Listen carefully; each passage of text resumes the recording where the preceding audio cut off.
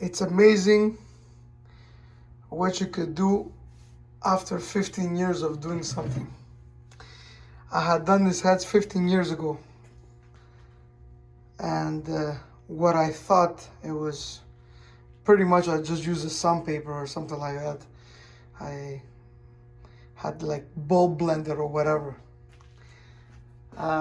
In a matter of, I don't know, 2 hours,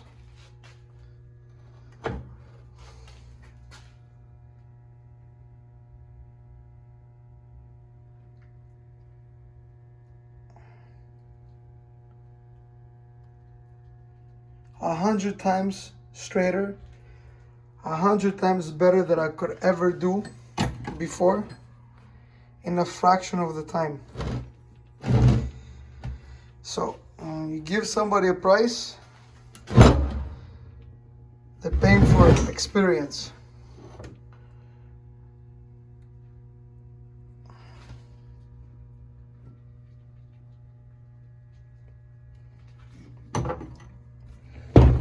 I'm sure once I do the valve job, put them on the bench, 280, 290 CFM.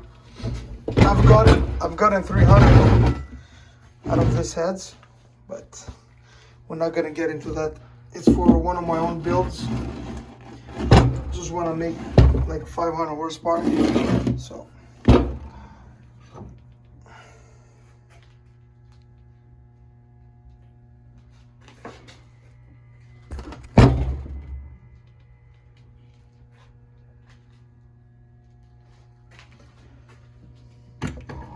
two hours. 2 hours of fucking grinding with that, you know. Let me show you what I'm using. This is my thumb. This.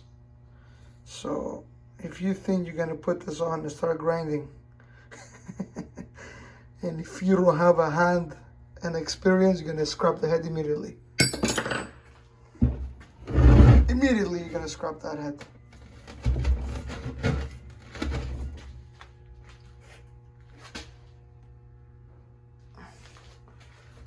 Nice. It's gonna make a nice little engine, 500 horse.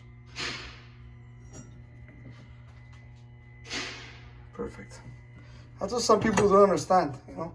Some people call me to port heads and this and that, and sometimes I refuse, because if the guy doesn't know what he's doing and the combination is all over the place, the first thing they're gonna blame is the cylinder heads, right? If the engine actually makes power, they're never gonna give you credit that you did a good job on the cylinder heads. They're gonna try to give credit to themselves, right? So that's why I do mostly cylinder heads for my own builds.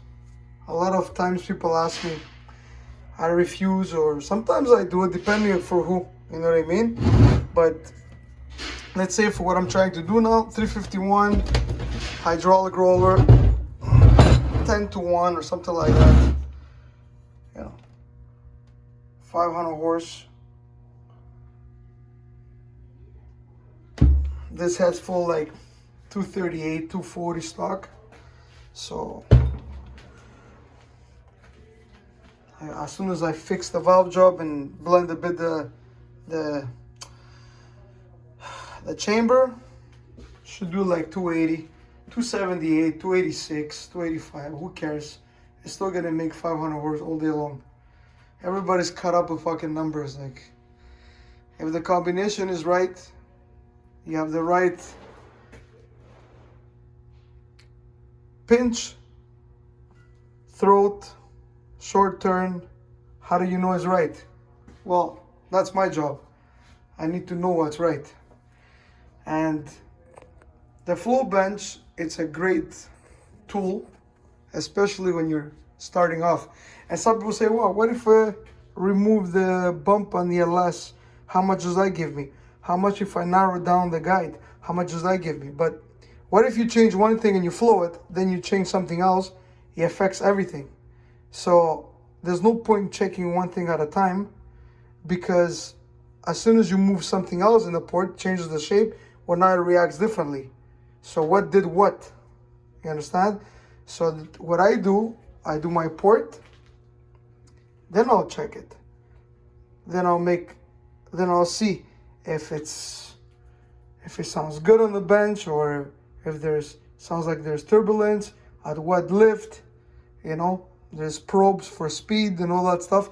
The bench that I was using, it had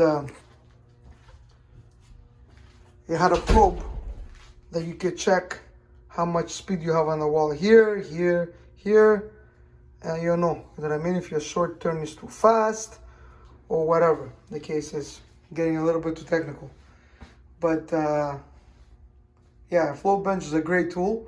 But as an engine builder with experience, you know this head out of the box will do 475, 480 horsepower, and I'm talking about cookie cutter builds, you know what I mean, like 10-to-1, 230 duration cam, 550 lift, blah blah blah, right? So I know by me doing this job, it's gonna give me that extra 30 horsepower that I need to make my 500 horse. You understand? If the customer wanted to make 600 horse, I wouldn't be fucking around with this heads, even though I've made 580 horse with an 11-to-1 383 with this cylinder heads. And I got them to flow 296, 298. But the effort you're putting in has to make sense. You know what I mean?